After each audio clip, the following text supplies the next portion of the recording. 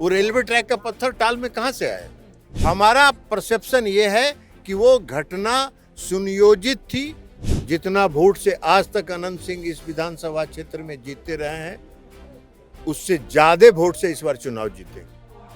मोकामा विधानसभा उपचुनाव बिहार की राजनीति में एक गर्मा गर्म बहस का मुद्दा बन चुका है। इस रण में चुनावी बिसात बिछ चुकी है। जहां एक तरफ राजद और उसके सहयोगी दलों के उम्मीदवार अपनी ताल ठोक रहे हैं, वहीं दूसरी तरफ जदयू प्रत्याशी अनंत सिंह के लिए खुद केंद्रीय मंत्री ललन सिंह ने मोर्चा संभाल रखा है। ऐसे में सवाल उठता है कि आखिर क्यों? एनडीटीवी के साथ एक खास बातचीत में ललन सिंह ने अनंत सिंह और उनके समर्थकों पर लगे सभी आरोपों को सिरे से खारिज कर दिया। उन्होंने इसे विरोधियों की साजिश करार दिया और इसे पूरे विश्वास के साथ दावा किया कि इस बार अनंत सिंह पिछले सभी रिकॉर्ड तोड़ते हुए पहले से भी बड़े अंतर से जीत हासिल करेंगे। ललन सिंह जी, सबसे पहले आपका यहाँ पर आना आज के दिन, इसकी क्या अहमियत है? आज का दिन हमारे लिए अहमियत कोई खास आप देख रहे हैं, लेकिन हमारे लिए चूंकि मेरा ये संसदीय क्षेत्र भी है और हमको यहाँ चुनाव प्रचार में आना भी था, लेकिन आज हम आए हैं और आज ही के दिन हमको यहाँ पहले से मेरा कार्यक्रम तय था। लेकिन इस बीच में एक घटना हो गई कुछ दिन पहले टाल में, और वो घटना में हमको नहीं मालूम है, लेकिन वो घटना का कई वीडियो, घटना स्थल का कई वीडियो वायरल हुआ है और वो पब्लिक डोमेन में है, आम लोगों की जानकारी में है।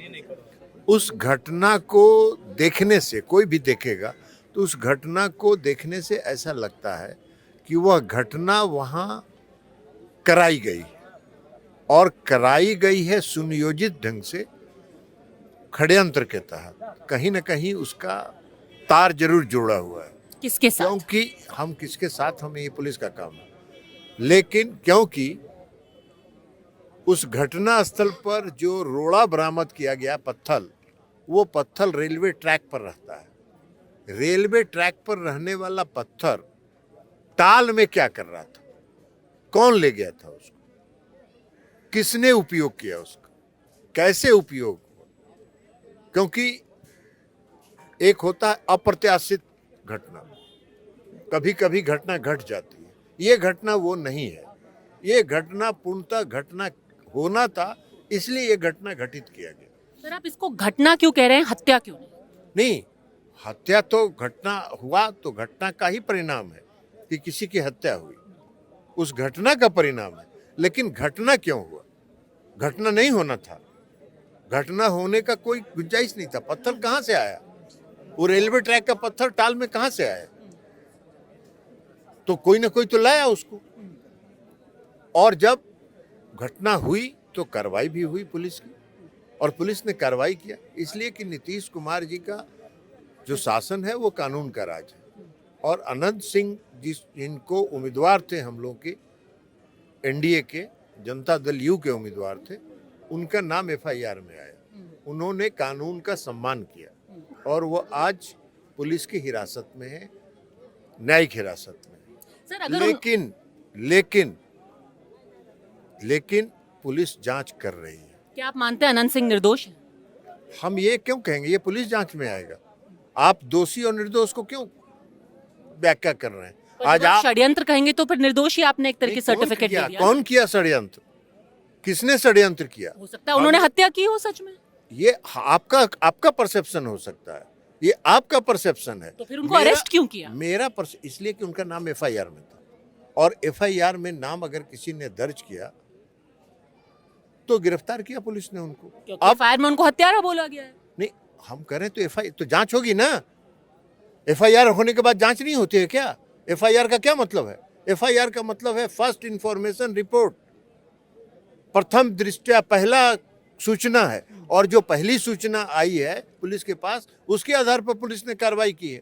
अब पुलिस उसकी जांच करेगी और तह तक पहुंचेगी। षड्यंत्र करने वाले भी का पर्दाफाश होगा और साजिश करता का भी पर्दाफाश होगा। जांच होते हुए भी आप जब उसको षड्यंत्र करार दे देते हैं तो एक तरीके से आप उनको निर्दोष ही बता देते हैं ना? हम नहीं कर रहे हैं, हम तो बोल रहे हैं, हमारा परसेप्शन है। आपका भी परसेप्शन हो सकता है। आपका परसेप्शन है कि वो निर्दोष है। हमारा परसेप्शन ये है कि वो घटना सुनियोजित थी, वो घटना कराया गया, ये पत्थर कहाँ से आया, ये जांच का विषय है और पुलिस इसकी जांच कर रही है और हम समझते हैं कि पूरी निष्पक्षता से अवश्य पुलिस इसकी जांच करेगी। सर, राजनीतिक तौर पे क्या एक ये डर है कि अब यादव भूमिहार वोट सूरजभान सिंह के पीछे एकजुट हो जाएगा?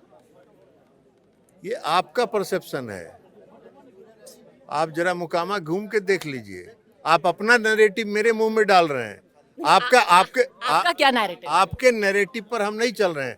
आज की तारीख में मैं ये मानता हूं कि अनंत सिंह 14 को परिणाम आएगा और आप आज लिख के रख लीजिए, 14 के बाद हमसे बात करिएगा। जितना वोट से आज तक अनंत सिंह इस विधानसभा क्षेत्र में जीते रहे हैं, उससे ज्यादा वोट से इस बार चुनाव जीतेंगे। ललन सिंह के इस बयान ने राजनीतिक गलियारों में एक नई बहस छेड़ दी। जब उनसे पूछा गया कि वो एक दागी व्यक्ति के लिए प्रचार क्यों कर रहे हैं, तो उन्होंने इसे भी विरोधियों द्वारा गढ़ा गया एक नैरेटिव बताकर खारिज कर दिया। उनका स्पष्ट आरोप था कि अनंत सिंह के खिलाफ जो कुछ भी हुआ वो एक सोची समझी राजनीतिक साजिश का हिस्सा था। उन्होंने जोर देकर ये भी कहा कि सिर्फ जेल जाने से कोई व्यक्ति दोषी साबित नहीं हो जाता। मोकामा में जातीय समीकरणों की भी खूब चर्चा है। राजद उम्मीदवार सूरजभान सिंह, जिनकी पत्नी वीणा देवी भी एक जानी मानी राजनेता है, उनके पीछे भूमिहार यादव समीकरण के एकजुट होने की बात कही जा रही है, लेकिन ललन सिंह ने इसे भी एक मीडिया नैरेटिव करार दिया। उन्होंने चुनौती दी है कि जमीनी हकीकत जानने के लिए मोकामा जाकर देखा जाए। उनका दावा है कि अनंत सिंह और जदयू को जनता का अपार समर्थन मिल रहा है, जो किसी भी जातीय गणित से परे है। केंद्रीय मंत्री ने पूरे विश्वास के साथ अपनी भविष्यवाणी दोहराई है और कहा है कि अनंत सिंह पहले से भी बड़े अंतर से जीतेंगे। ये बात मेरी गांठ बांध कर रख लीजिए। अब सवाल ये कि ललन सिंह का ये आत्मविश्वास कहां से आ रहा है? क्या उनकी भविष्यवाणी सच साबित होगी या मोकामा की जनता कुछ और ही जनादेश देगी? बहरहाल अब मोकामा का चुनाव परिणाम ही बताएगा कि ललन सिंह का ये दांव कितना सफल होता है। लेकिन एक बात तो साफ है, इस उपचुनाव ने बिहार की राजनीति में सरगर्मी बढ़ा दी है।